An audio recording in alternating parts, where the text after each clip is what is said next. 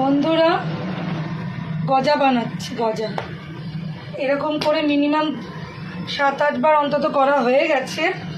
এই ভিডিওটা করার আগে ময়দাটা নুন দিয়ে আর একটু বেশি করে ঘি দিয়ে মাখবে।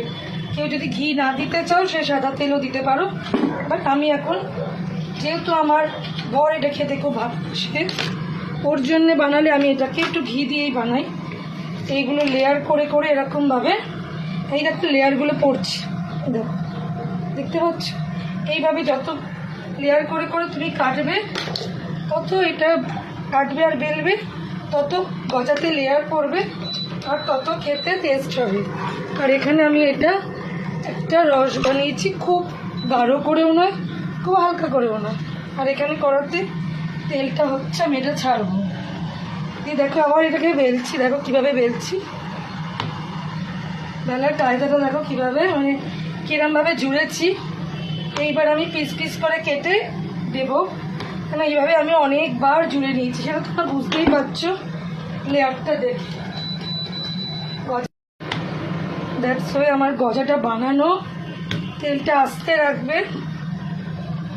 আমি ফাইনালি এটাকে আমি পিস পিস করবো। হ্যাঁ, কেন অলরেডি আমি এখানে অনেকটা লেয়ার দিয়ে দিয়েছি। দেখো লেয়ারগুলো দেখলেই পাটপাট বোঝা যাচ্ছে দিয়েছি। তো আমি এখান থেকে ছোটো ছোটো করে পিস করে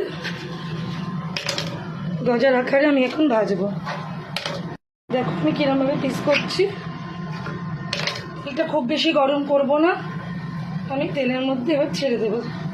দেখো তেলটা কত আছে, মিনিমাম গরম আছে। এটা ভাজা হবে তো,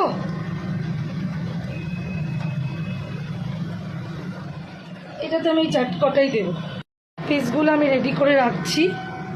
একটু ছোট ছোট করছি কেন বলো তো, দোকানে একটু একটু বড় করে, যাতে জিনিসগুলো খুব সুন্দরভাবে, একটু বেশি লালচে কালচে করে ভাজা হলে খুব ভালো লাগে দেখতে। এটা ভাজা হচ্ছে, ততক্ষণ আমি এগুলো দিয়ে দিই। ততক্ষণ এগুলো আমি এখানে রসের মধ্যে দিয়ে দিই, দিয়ে এবার একটু হোক, এটা ঢুকুক। হয়ে গেল আমার গজা একদম রসে, এবার নামিয়ে ফেলবো।